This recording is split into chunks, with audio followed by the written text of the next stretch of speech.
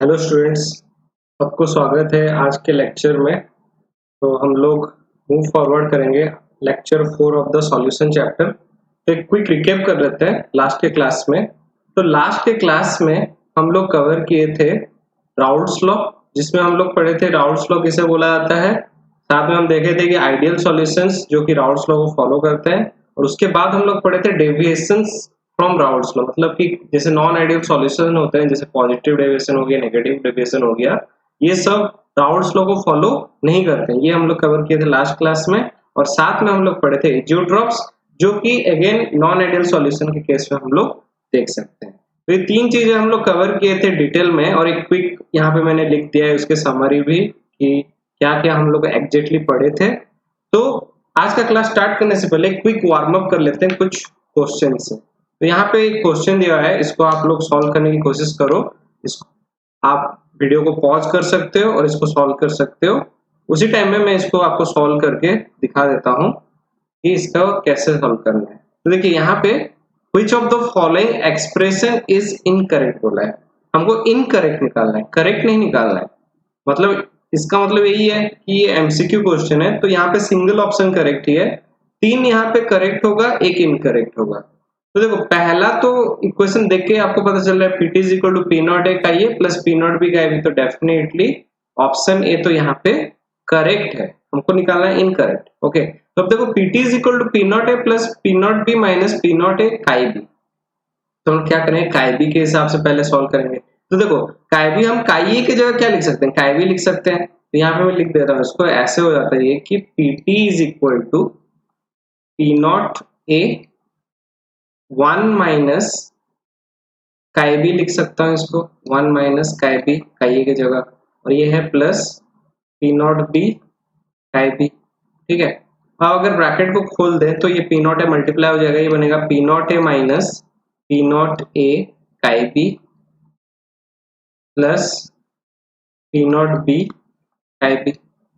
अब यहाँ पे आप क्या कर सकते हो, काई बी को कॉमन ले लो, तो ये बन जाएगा P not A plus PB not, क्योंकि ये प्लस में है, इसके बाद माइनस में लिखेंगे P not A chi B. ठीक है, तो ये देखो ऑप्शन बी में ये वाला गिवन है, तो ये भी क्या है, करेक्ट है।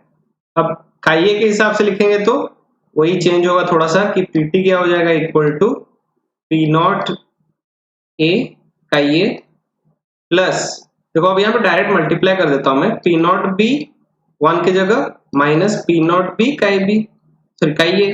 ठीक है, क्योंकि हम लोग काई बी की जगह क्या डाले, 1 माइनस काई ए डाले। ओके, अब फिर से क्या करेंगे, इन दोनों में कॉमन है काई ए, तो काई ए को कॉमन लेंगे तो ये बनेगा P not A minus P not B काई A plus P not be. ठीक है, तो इनमें से देख सकते हो ऑप्शन ए, ऑप्शन सी यहाँ पे करेक्ट है, बट ऑप्शन डी में देखो थोड़ा सा गलत दे दिया, क्या दिया है, PB not minus P A not, तो यहाँ पे रॉन्ग हो जाएगा आपका डी। तो करेक्ट आंसर कौन सा होगा, ऑप्शन डी।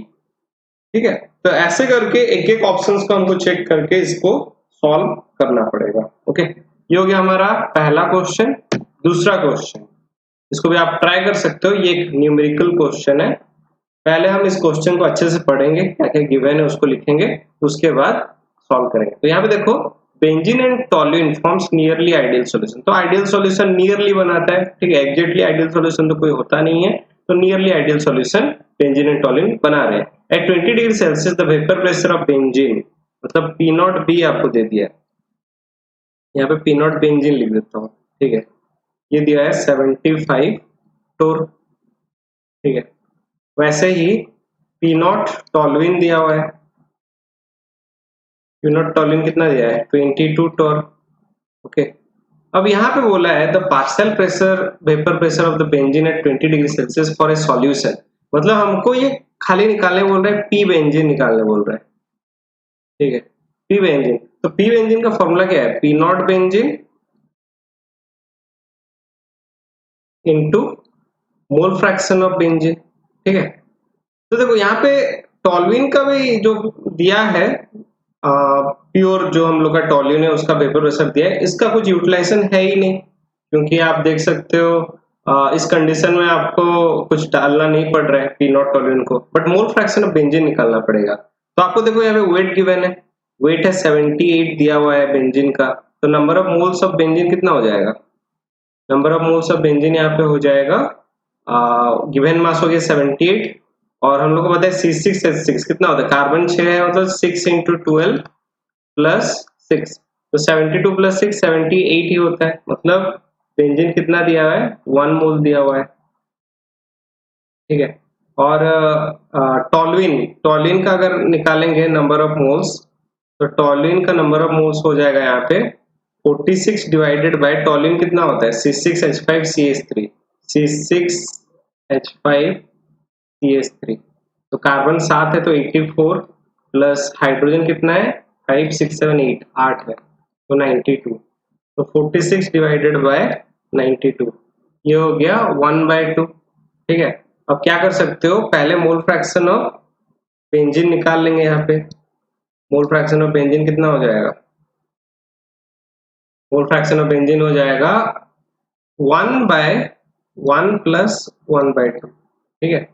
तो एलसीएम ले लेंगे तो कितना हो जाएगा 1/2 + 1 हो गया 3/2 को ऊपर ले लिए × 2, तो 2/3 आ गया मोल फ्रैक्शन ऑफ बेंजीन। बस अब करना क्या है, पुट कर दो। P0 बेंजीन हमको दिया हुआ है 75, तो इसको थोड़ा सा यहाँ पे लिख लेते हैं, यहाँ पे नीचे लिख दे रहा हूं मैं, ठीक है।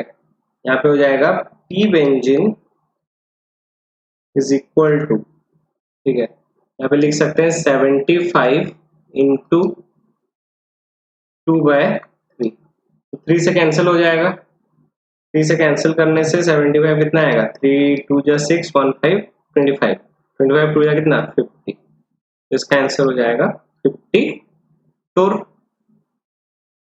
ठीक है, 50 टोर आंसर हो गया ऑप्शन ए, ठीक है। बहुत सिंपल सा है, बस थोड़ा सा कैलकुलेशन है, बट देखो यहाँ पे बहुत लोग कंफ्यूज होते हैं, पीटी निकालते हैं, पीटी नहीं निकालना है हमको, बस निकालना है पी बेंजीन, ओके। तो ये था आपके कुछ वार्म अप क्वेश्चंस। अभी आप मूव करेंगे आज के क्लास में, तो आज के क्लास में हम लोग क्या क्या पढ़ने वाले हैं, पहले तो हम देखेंगे कॉलिगेटिव प्रॉपर्टी किसे बोलते हैं, जो कि पहला चीज है। उसके बाद कॉलिगेटिव प्रॉपर्टी के अंडर में आता है ये दो प्रॉपर्टी, एक हो गया relative lowering of vapour pressure और एक हो गया एलिवेशन ऑफ बॉइलिंग पॉइंट, तो ये दोनों को एक एक करके उसके बाद हम लोग पढ़ेंगे, ठीक है। तो let's move to today's class, और आज के क्लास में हम लोग स्टार्ट कर रहे हैं कॉलिगेटिव प्रॉपर्टी, ओके। तो कॉलिगेटिव प्रॉपर्टी किसे बुलाता है ये हमको देखना है। तो बहुत सिंपल सा बात ये है कि जब आप एक नॉन वोलेटाइल सॉल्यूट को सॉल्वेंट में मिक्स कर रहे हो, तो उस कंडीशन के कुछ प्रॉपर्टीज हम लोग इस चैप्टर में पढ़ने वाले हैं।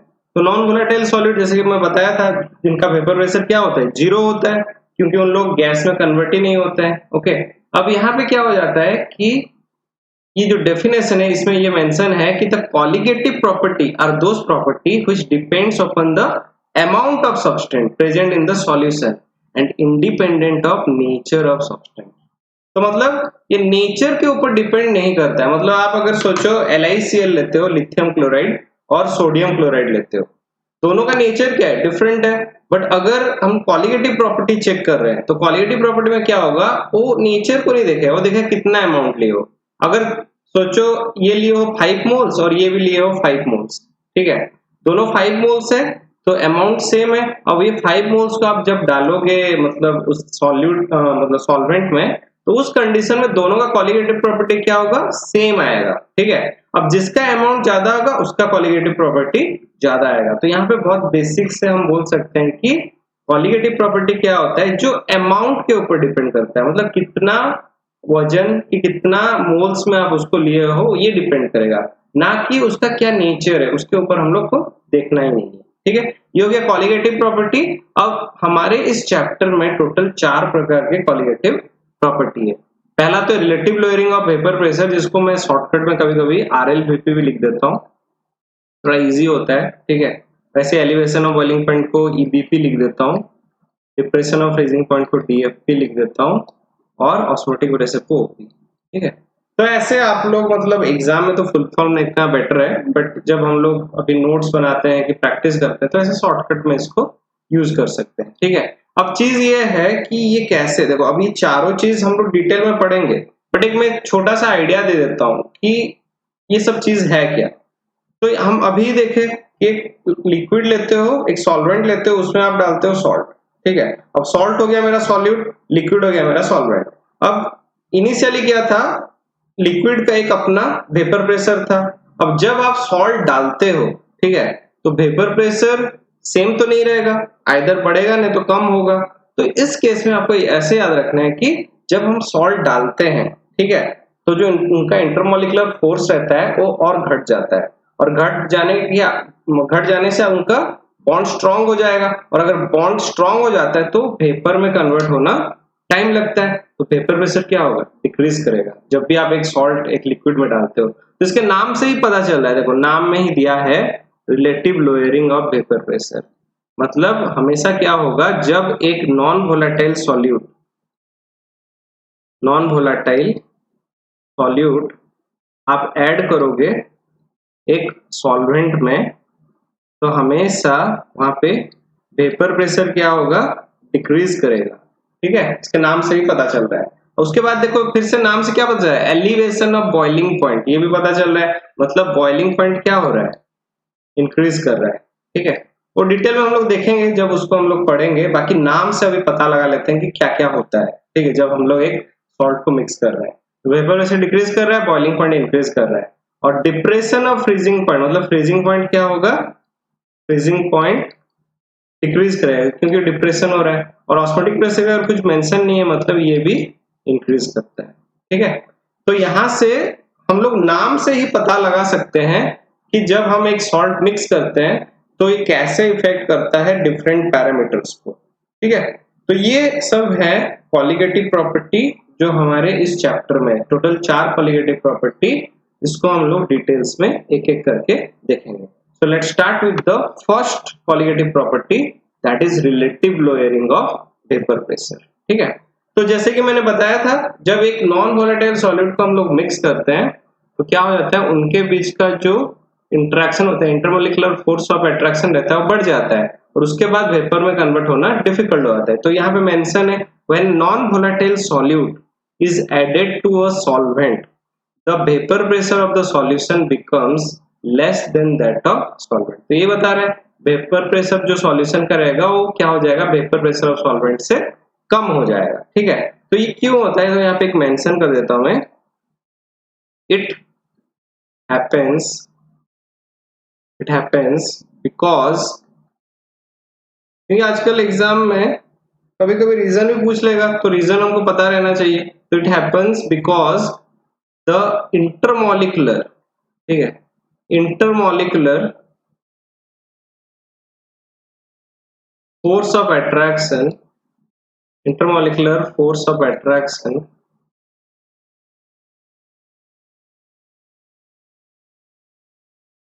it happens because the intermolecular force of attraction between the solvent molecule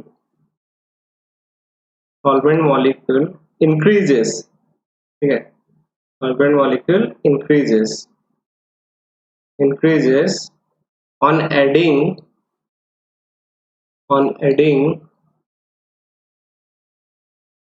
solute, hence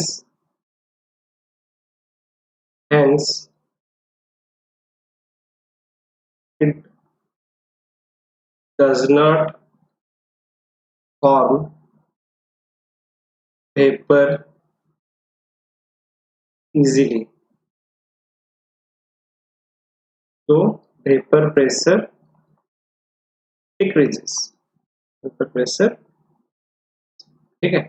तो ये है आपका एक हिसाब से बोलो theoretical part of relative lowering of vapour pressure, जिसे हम ये देखें कि जब एक लिक्विड में हम नॉन वोलेटाइल सॉल्यूट डालते हैं तो वेपर प्रेशर ऑफ सॉल्यूशन क्या हो जाता है, डिक्रीज करता है, और लेस देन हो जाता है वेपर प्रेशर ऑफ सॉल्वेंट, ठीक है। तो अब इसको हम लोग थोड़ा डिटेल में इसका डेरिवेशन करके देखेंगे। तो एक हेडिंग देंगे यहाँ पे, derivation of mathematical equation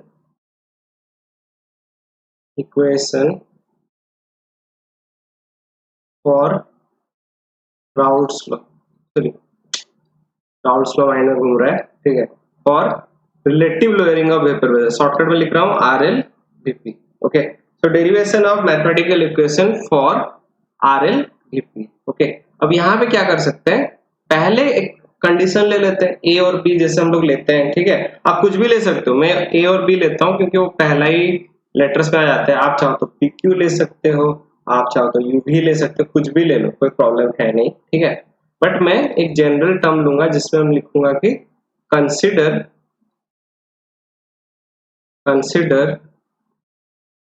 a solution containing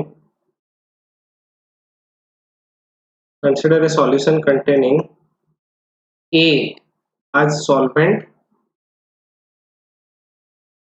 and B as solute,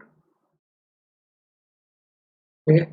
ये पहला चीज है, consider solution containing A as solvent and B as solute। Okay, अब यूज करेंगे पहले राउल्ट्स लॉ, ठीक है। तो यहाँ पे लिखूंगा आज पर Raoult's law,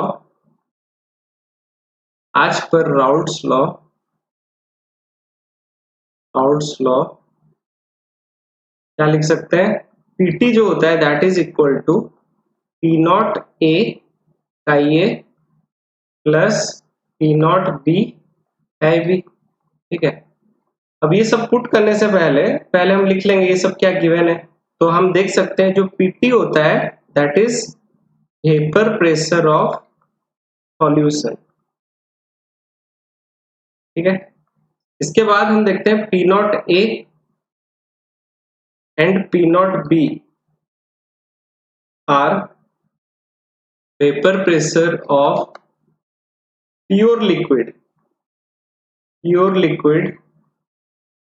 A and B respectively, ठीक है। और यहाँ पे मोल फ्रैक्शन ऑफ A और mole fraction that is chi A and chi B are the mole fraction of A and B in the solution respectively, ठीक है, respectively, ठीक है। ये पहला चीज है। अब यहाँ पे क्या कर सकते हैं कि जो P नॉट B होता है, क्योंकि हमको पता है नॉन वोलेटाइल सॉल्यूट है, तो P नॉट B हमेशा क्या होगा, इक्वल टू 0 होगा। और अगर ये इक्वल टू 0 होता है तो हम लिख सकते हैं कि PT is equal to P not A का ये प्लस P नॉट B की जगह क्या लिखे हैं 0 इंटू chi B, ठीक है। अब यहां से हमको मिल जाता है कि PT हो गया equal to P not A का ये, ठीक है। बट यहाँ पे काम खत्म नहीं होता है क्योंकि हम सॉल्यूट के हिसाब से तो दिखाना पड़ेगा ना, तो इसलिए काइए की जगह हम लिखेंगे P नॉट A 1 माइनस काई B, ठीक है। अब अगर इसको ओपन कर देते हो तो ये बन जाता है PT is equal to P not A minus P not A chi B। Okay, अब क्या कर सकते हैं, ये जो नेगेटिव वाला है इसको इस साइड लेंगे और PT को इस साइड लाएंगे। तो मैं इसको पहले लिखना चाहता हूँ तो इसको पहले लिख दूंगा P not A minus PT is equal to P not A chi B, ठीक है। अब देखो यहाँ पे एक चीज अगर आप ध्यान से देखोगे तो P नॉट A क्या है, वेपर प्रेशर ऑफ सॉल्वेंट, और ये है वेपर प्रेशर ऑफ सॉल्यूशन। और हमको हमेशा पता है वेपर प्रेशर ऑफ सॉल्वेंट क्या होगा, बड़ा होगा compare to vapour pressure of solution, तो ये पॉजिटिव आएगा अपने आप। मतलब ये वन टाइप ऑफ क्या है, ये हमको बता रहा है कितना डिक्रीज हो रहा है वेपर प्रेशर में, इसलिए इसको भी बोला जाता है lowering of vapour pressure. But हम यहाँ पे क्या निकाल रहे हैं, रिलेटिव लोअरिंग। तो रिलेटिव लोअरिंग में इसको हम लिख सकते हैं, ये बनेगा P not A minus PT, और ये जो पी ए नॉट है इसको इस तरफ लिखेंगे P not A is equal to mole fraction of, और ये हमको फाइनली मिल गया रिलेटिव लोअरिंग वेपर प्रेशर का इक्वेशन, ठीक है। ये है इसका इक्वेशन, P not A minus PT is equal to P not A sorry P naught A minus P T by P naught A is equal to mole fraction of P. ठीक है, ये हो गया आपका relative lowering of vapour pressure का equation. ठीक है, but कुछ कुछ कंडीशंस रहता है, उसको मैं मेंशन कर देता हूँ। अगर बाय चांस आपको क्वेश्चन में दिया है कि ये एक डाइल्यूट सॉल्यूशन, मतलब सॉल्यूट बहुत कम लिया गया है सॉल्वेंट में, तो आप लिख सकते हैं in case of dilute solution, in case of dilute solution, dilution लिख दिया, in case of dilute solution. ठीक है, यहाँ पे क्या मेंशन कर सकते हैं, जो n है। ठीक है, अब यहाँ पे हम लोग सॉल्यूट किसको लिए, NB को लिए, तो NB is very very less than Na। ठीक है, और अगर ये very very less than Na है तो इसको हम क्या लिख सकते हैं, हम लिख सकते हैं Na plus NB is similar to Na। ठीक है, क्योंकि NB को हम नेग्लेक्ट कर सकते हैं, तो जब आप नेग्लेक्ट करते हो ना तो हमेशा नेग्लेक्ट खाली प्लस और माइनस में होता है, मल्टीप्लिकेशन और डिवीजन में नहीं होगा। तो यहाँ पे प्लस है इसलिए Na प्लस NB को हम लिख दिए Na। मतलब यहाँ से इक्वेशन क्या है, P नॉट, देखो आप A लिखने का जरूरत नहीं है क्योंकि हमको अभी ऑलरेडी पता चल गया A है आपका सॉल्वेंट, तो P naught minus PT by P naught is equal to, यहाँ पे था मोल फ्रैक्शन ऑफ सॉल्यूट। अब मोल फ्रैक्शन ऑफ सॉल्यूट क्या होता है, Na by Na plus NB। ठीक है, अब यहाँ पे क्या करेंगे, अच्छा ऊपर A लिख दिया, B होगा ना क्योंकि हम सॉल्यूट को लिए थे B। तो अब यहाँ पे क्या लिख सकते हैं, इसको लिख सकते हैं P naught minus PT by P naught is equal to, अब Na प्लस NB क्या है, Na है तो NB बाय Na लिख सकते हैं, मतलब ऊपर का हो गया N solute divided by N solvent. ठीक है, और ये इक्वेशन आ गया for dilute solution.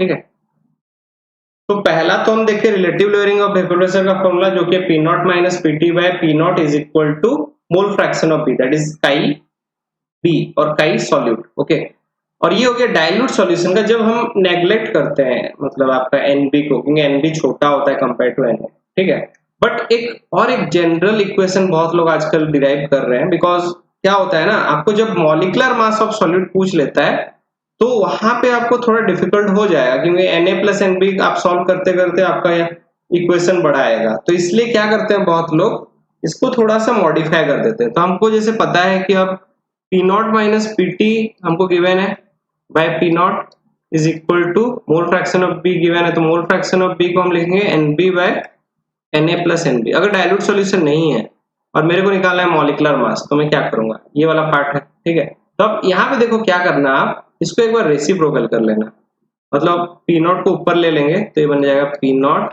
Bye P naught minus PT। ठीक है, this will be equal to, ये उल्टा उलट जाएगा Na plus NB by NB। ठीक है, अब क्या करोगे, इसका एलसीएम हटा दो। ठीक है, ये बन जाएगा P naught by P naught minus PT is equal to Na by NB, ये Na बाय NB बन गया और ये प्लस 1 बन गया, क्योंकि NB बाय NB क्या होता है, 1 होता है, तो 1 को दूसरे साइड ले लेंगे तो ये बन जाएगा P नॉट। ठीक है, अगर इसको दूसरे साइड लेंगे तो क्या हो जाएगा, P naught minus PT minus 1 that is Na by NB। अब क्या करेंगे, इसका एलसीएम ले लेते हैं तो बन जाएगा P naught minus P not.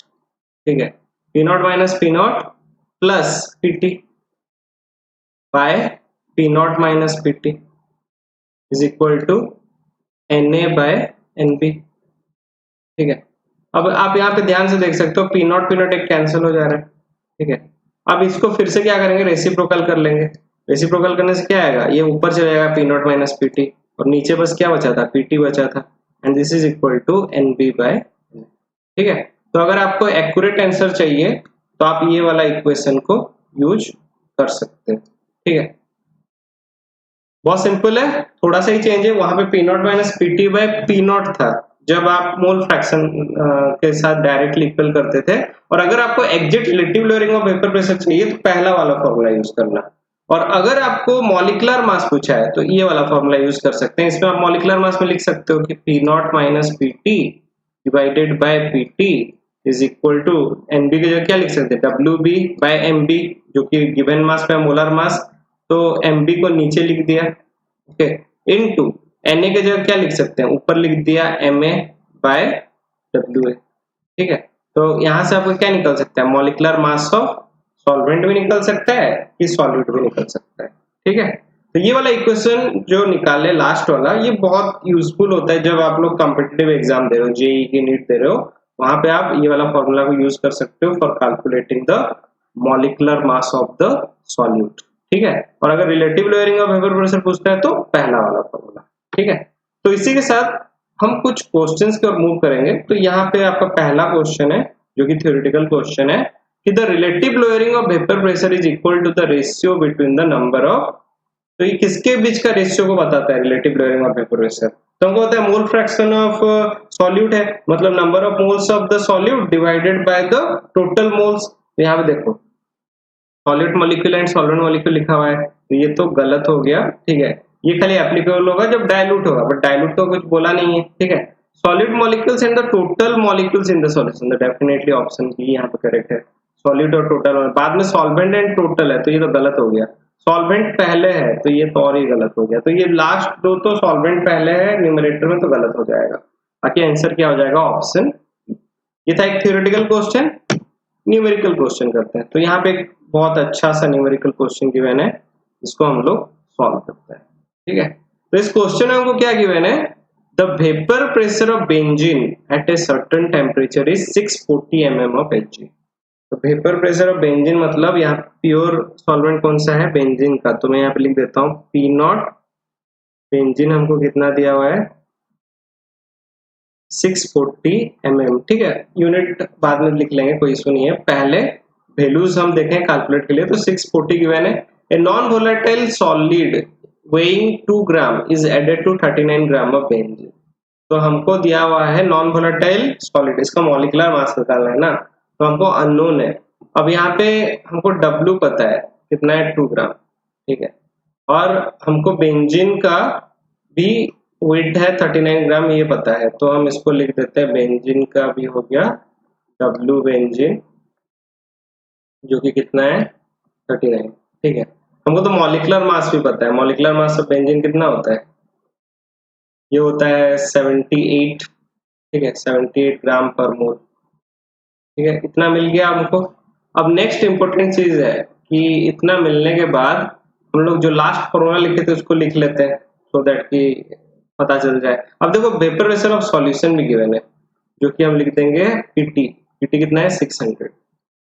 अब फॉर्मूला डालते हैं, फॉर्मूला है P0 माइनस पीटी, और ये मेरा नया फॉर्मूला जो लास्ट वाला था इसको यूज करेंगे मॉलिक्यूलर मास के लिए। तो P0 minus PT by PT is equal to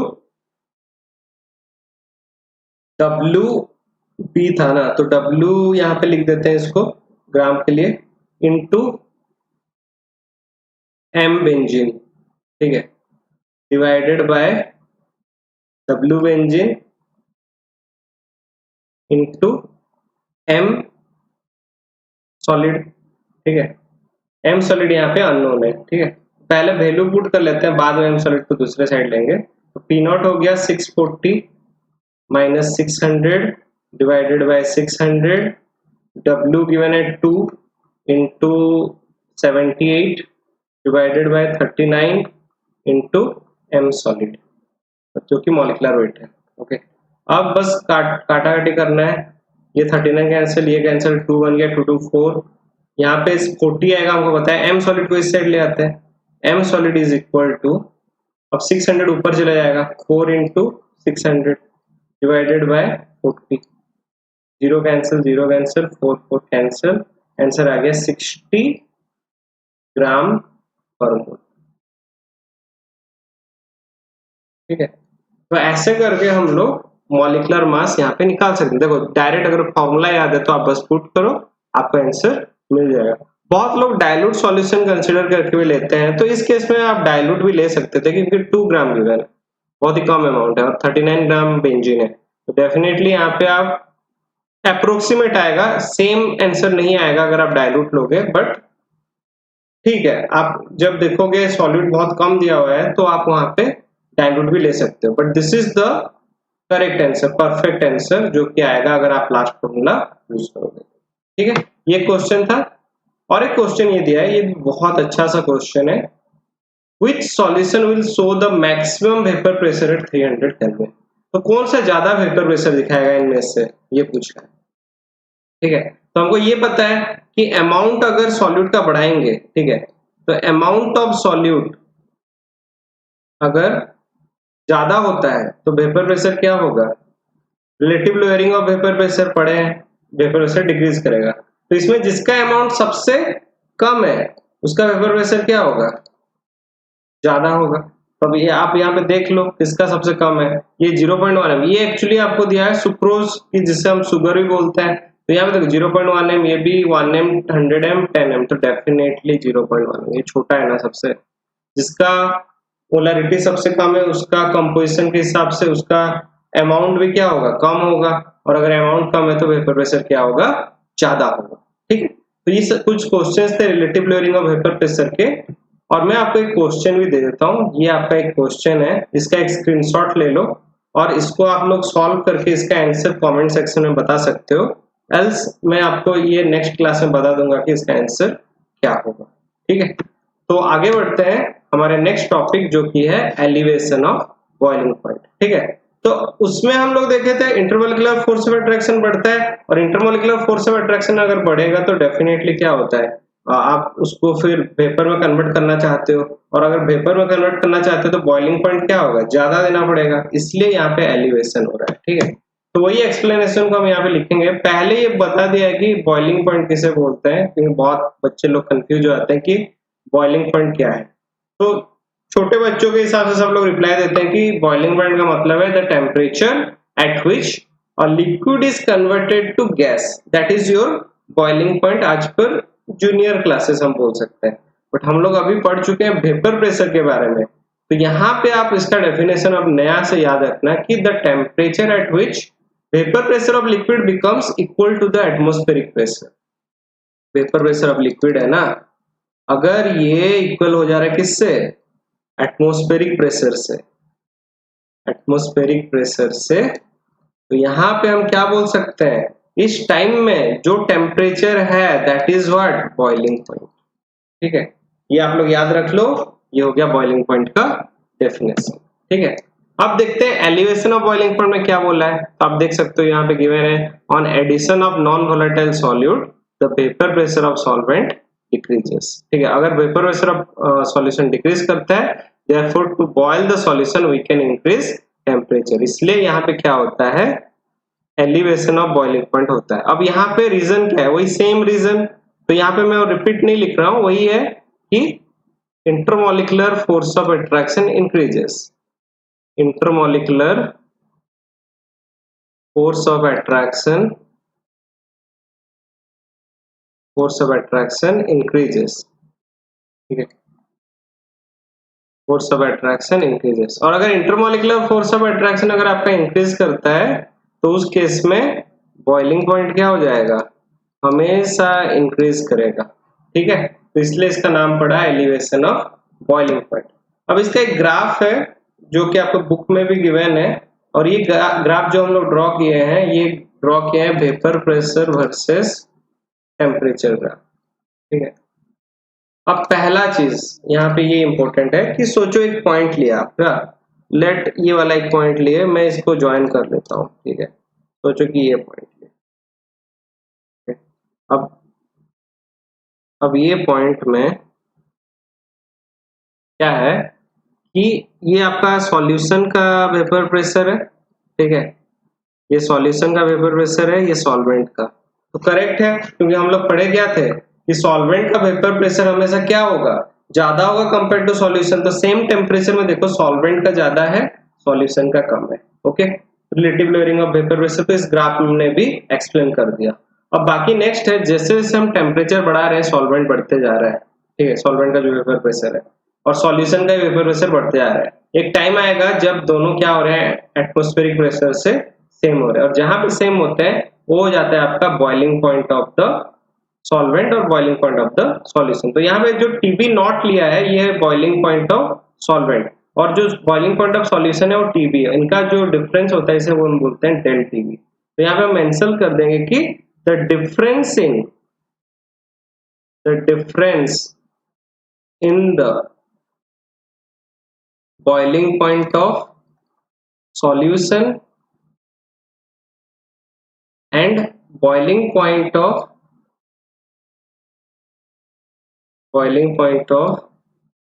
ठीक है, देखो यहाँ पे solution and boiling point of solvent लिखेंगे। ठीक है, तो difference in the boiling point of solution and boiling point of solvent is known as elevation of boiling point, elevation of boiling point. ठीक है, अब इसको अगर मैथमेटिकली लिखें तो ऐसे लिख सकते हैं कि जो डेल टीबी है that is equal to TB minus TB naught, क्योंकि टीबी यहाँ पे बड़ा आएगा, TB minus TB naught. Okay, और मेंशन कर देंगे डेल्टा टीबी क्या है, डेल्टा टीबी है elevation of boiling point, elevation of boiling point.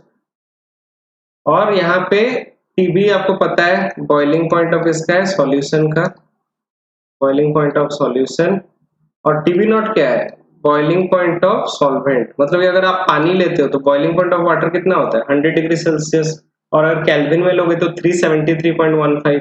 ये हो गया बॉइलिंग पॉइंट ऑफ सॉल्वेंट। ठीक है, तो ये इक्वेशन आप याद रखोगे हमेशा कि जो डेल्टा टीबी होता है वो हमेशा boiling point of solution minus boiling point of solvent करके हमको मिलता है। ठीक है, बट इसका इक्वेशन यहीं पे खत्म नहीं होता है, और एक चीज भी बता रहा है कि जो एलिवेशन इन बॉइलिंग पॉइंट है that is directly proportional to molality, ये मोलालिटी से डायरेक्टली प्रोपोर्शनल होता है। मतलब कि मैं क्या लिखूं, डेल टीबी जो है that is directly proportional to m. अगर हम इसको इक्वेट करेंगे तो ये मिलेगा delta TB is equal to KB into m. ठीक है, अब यहाँ पे KB क्या है, KB एक नया टर्म आ रहा है जिसे हम बोलते हैं एबुलियोस्कोपिक कांस्टेंट, एबुलियोस्कोपिक कांस्टेंट। ठीक है, इसके नाम में भी थोड़ा थोड़ा बॉयल का आवाज आ रहा है, एबुलियोस्कोपिक। ठीक है, और इसको और एक भी बोला जाता है, अगर इतना बड़ा नाम याद नहीं रहता है तो आप ऐसे लिख सकते हो molal elevation, molal elevation constant. ठीक है, मोलाल एलिवेशन कांस्टेंट। ओके, अब ये तो हो गया, मतलब delta TV is directly proportional to m करके हम लिख सकते हैं। अगर आपको मॉलिक्यूलर मास पूछता है तो बस क्या करना, मोलालिटी को तोड़ देना। मोलालिटी आपको पता है number of moles of solute by number of number of moles of solute by mass of solvent in KG, क्योंकि आपका सॉल्वेंट का मास भी गिवन रहना चाहिए। ठीक है, तो इससे आप लोग मॉलिक्यूलर मास निकाल सकते हो आराम से। ओके, अब ये जो केबी भी है ये कांस्टेंट है ना। अच्छा, यूनिट यहाँ पे पहले मैं मेंशन कर देता हूँ, तो यूनिट कुछ भी हो सकता है एलिवेशन ऑफ बॉइलिंग पॉइंट का। अगर आप डिग्री सेल्सियस में लेते हो तो डिग्री सेल्सियस, और केल्विन में लोगे तो केल्विन, किसी में भी ले सकते हो। ठीक है, बाकी डिफरेंस हमेशा सेम ही आता है। आप डिग्री सेल्सियस में भी लो तो वही सेम ही आएगा, केल्विन में लो वो भी सेम ही आएगा एलिवेशन ऑफ बॉइलिंग पॉइंट। क्योंकि देखो, अब जैसे आप 100 लेते हो बॉइलिंग पॉइंट ऑफ सॉल्यूशन, ठीक है, अब 101 ले लो, सोच लो सॉल्यूशन का हो गया, सॉल्वेंट का हो गया 100, इसका 101 माइनस 100 कितना 1 आ रहा है। सिमिलरली अगर आप 373.15 लेते हो, ये आ रहा है 374.15, उसको ही माइनस करने से 1 आएगा। तो आप कोई भी ले लो यूनिट, कोई प्रॉब्लम इसमें है नहीं। ओके, बाकी एक बार मैं इसको लिख देता हूँ सो दैट कि आप कंफ्यूज ना हो कि अगर मॉलिक्यूलर मास में दिया तो कैसे करें। Del TV is equal to KB, molality को क्या लिख सकते हैं, मोलालिटी में हम लोग एक काम करते हैं, बी को हम लोग सॉल्यूट ले रहे हैं, ठीक है, ए को सॉल्वेंट, तो यहाँ पे लिख सकता हूँ number of moles of solute की जगह क्या लिखूं, WB लिख देता हूँ, मोलार मास को MB लिख देता हूँ, और नीचे ऑलरेडी WA है, और इसको ग्राम में लेंगे तो इंटू 1000 करेंगे। ओके, अब इसको अरेंज कर दो, MB नीचे था उसको इस साइड ले लेंगे तो MB बन गया इस साइड। अब इसको लिखते हैं KB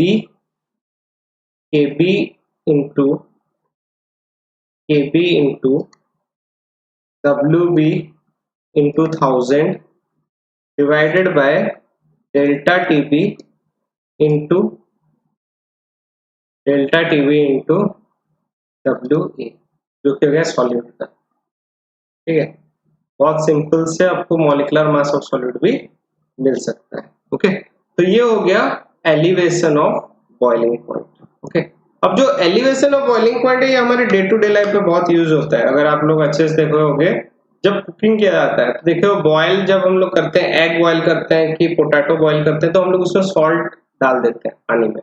क्यों? क्योंकि जो वाटर है उसका बॉइलिंग पॉइंट क्या हो जाए, एलिवेट कर जाए, तो थोड़ा ज्यादा टाइम मिलेगा अंडा की आलू को बॉयल होने के लिए। ठीक है, तो दिस इज वन कंसेप्ट हम अपने डे टू डे लाइफ में यूज करते हैं, एलिवेशन ऑफ बॉइलिंग। ठीक है, अब यहाँ पे हम लोग मूव करेंगे हमारे क्वेश्चंस की ओर। तो यहाँ पे आपका पहला क्वेश्चन गिवन है, what is the molality of an aqueous glucose solution if the boiling point of the solution at 1 atm pressure is 101.27। मतलब सॉल्यूशन का दे दिया है। अब the molar boiling point elevation constant for water is इतना दे दिया है आपका Kb। ओके, अब देखो पहले हम क्या निकाल लेते हैं, डेल्टा डीवी निकाल लेते हैं। डेल्टा डीवी कितना हो जाएगा, delta DV is equal to TB minus TB naught. Okay, तो टीबी हमको गिवन है 101.27 माइनस 100। ठीक है, अब इसका कितना आ जाएगा, ये आ जाएगा 1.27 डिग्री सेल्सियस। डिग्री सेल्सियस में दिया है तो इसको डिग्री सेल्सियस में ही रखेंगे, इसके साथ ज्यादा एक्सपेरिमेंट हमको करना नहीं है, अगर आप एक्सपेरिमेंट करो तो गलत हो जाएगा। ठीक है, तो 1.27 डिग्री सेल्सियस। अब यहाँ पे हमको पता है delta TV is equal to KB into m. ये भी इसको सिंपल रखते हैं, हमको मोलालिटी पूछा है तो मैं क्या लिखूं, molality is equal to delta TV by KB. अब डेल्टा टीवी कितना गिवन है, 1.27 डिवाइडेड बाय 0.52। इसको आप डिवाइड करोगे तो ये आएगा अप्रोक्सीमेटली 2.44 मोलालिटी है ना, तो moles per KG. This is the answer for this. ठीक है, मोलालिटी पूछा था तो डायरेक्टली इजी बन गया क्योंकि हमको खाली मोलालिटी पूछा है। अगर मॉलिक्यूलर मास पूछा रहता तो फिर थोड़ा सा हमको फिर ज्यादा करना पड़ता है इस केस में। ओके, तो ये हो गया इस क्वेश्चन का आंसर। और एक क्वेश्चन करते हैं। इस क्वेश्चन में बोला है कि 18 gram of glucose is dissolved in 1 kg of water. ठीक है, अब ये क्वेश्चन दिखने से बहुत बड़ा दिख रहा है, ठीक है, बट जितना बड़ा क्वेश्चन आपका न्यूमेरिकल में होगा उतना बेनिफिट है, क्योंकि उसमें आपको बहुत सारा वैल्यूज ऑलरेडी गिवन होगा। अगर छोटा है न्यूमेरिकल तो आपको थोड़ा डिफिकल्ट हो जाएगा, क्योंकि उसमें आपको वैल्यूज नहीं दिया रहेगा, आपको फिर प्रेडिक्ट करना पड़ेगा क्या वैल्यू हो सकता है। ठीक है, तो आप जैसे कि यहाँ पे देख सकते हैं 18 ग्राम दिया है, molar mass of glucose already दे दिया, तो number of moles of glucose में डायरेक्ट लिख सकता हूँ, कितना हो जाएगा यहाँ पे 0.1 हो जाएगा, 0.1 मोल। अब 1 kg ऑफ वाटर गिवन है, हमको 1 kg चाहिए molality in a saucepan. At what temperature will water boil at 1.013 bar. तो सॉल्यूशन बनने के बाद कितना टेम्परेचर में बॉयल करेगा ये पूछा हुआ है। ठीक है, केबी भी गिवन है, तो मैं यहाँ पे अब क्या लिखूंगा, पहले मोलालिटी निकाल दूंगा। ठीक है, तो मोलालिटी निकालने के लिए क्या होगा, 0.1 जो कि number of moles of solute divided by 1 kg of water, तो 0.1 मोल्स पर केजी हो गया हमारा मोलालिटी। ठीक है, अब क्या लिखें, del TB is equal to KB into m. ठीक है, केबी कितना है 0.52 इंटू एम कितना हो गया 0.1, मतलब कि मेरे को केबी कितना मिल रहा है 0.052 केल्विन में गिवन है, तो इतना केल्विन हमको मिल गया डेल्टा टीबी। अब मेरे को पूछा है टीबी निकालना है। ठीक है, टी नॉट भी 100 है कि केल्विन में दिया, मतलब 373.15 है, तो हम क्या कर सकते हैं, यहाँ पे हम लिख सकते हैं जो हम लोग का टीबी होता है that is equal to delta TB plus TB naught. ठीक है, जो कंफ्यूज हो रहा है आप लिख सकते हो पहले delta TB is equal to TB minus TB naught, फिर माइनस टीबी नॉट को दूसरे साइड लो, delta TB plus TB naught. अब डेल्टा टीबी यहाँ पे क्या है, डेल्टा टीबी यहाँ पे आपको मिला है 0.052 प्लस 373.15 हो गया। ठीक है, कितना हो गया ये बन गया 373.2, तो रह जाएगा 50 हो गया 2, 373.202 केल्विन, ये उसका आंसर है केल्विन में। ठीक है, अगर आपको डिग्री सेल्सियस में चाहिए तो वो भी निकाल सकते हो, माइनस कर दो 273, और एल्स ऐसे भी कर सकते हो कि 0.052 प्लस 100 डिग्री। ठीक है, ये केल्विन होता है, तो कितना आ गया 100.052 डिग्री सेल्सियस। ठीक है, तो ये हो गया डिग्री सेल्सियस।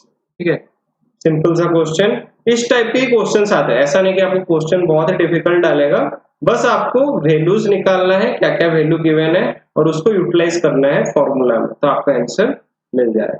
ठीक है, तो उसके साथ ये रहा आपका आज का एलिवेशन ऑफ बॉइलिंग पॉइंट का होमवर्क क्वेश्चन। ठीक है, 2 होमवर्क क्वेश्चन दिया हूं, इसको आप लोग ट्राई करना और उसके बाद आप कमेंट सेक्शन में इसका रिप्लाई दे सकते हो। ठीक है, तो अगर एक बार क्विक समराइज करूं तो आज के क्लास में हम लोग पढ़े relative lowering of vapour pressure, जिसमें उसका फॉर्मूला पढ़े कि P naught minus Pt by P naught हो जाता है equal to mole fraction of P। ठीक है, और वैसे ही अगर मैं न्यूमेरिकल क्वेश्चन सॉल्व कर रहा हूं तो P naught minus Pt by Pt कर सकता हूं, that is equal to NB by Na। और अगर मेरे को डाइल्यूट सॉल्यूशन गिवन है, ठीक है, डाइल्यूट, तो डाइल्यूट कंडीशन में तो वही P naught minus Pt by P naught रहेगा और this is equal to NB by Na। ये 3 इक्वेशन पढ़े हम लोग RLVP में। और एक है elevation of boiling point EBP, तो EBP में हम लोग पढ़े कि जो डेल्टा TB होता है that is equal to TB minus TB naught. Okay, और इन टर्म्स ऑफ केबी के हिसाब से कि m मतलब मोलालिटी के हिसाब से लिख सकते हैं delta TB is equal to KB into m। ठीक है, तो ये सारे कुछ न्यूमेरिकल्स के लिए फॉर्मूला है जो आपको याद रखना पड़ेगा, तभी जाके आप लोग इसके न्यूमेरिकल्स इजीली सॉल्व कर सकते हैं। ठीक है, तो आज के क्लास में हम इतना ही रखते हैं। नेक्स्ट क्लास में हम बाकी के जो 2 बच गए जैसे कि डिप्रेशन ऑफ फ्रीजिंग पॉइंट हो गया और ऑस्मोटिक प्रेशर हो गया, इसको खत्म करेंगे। तो अगर आपको कुछ डाउट्स आता है तो आप लोग मेरे को कमेंट सेक्शन में पूछ सकते हैं। ठीक है, तो आज का क्लास यहीं पे एंड करते हैं। Thank you.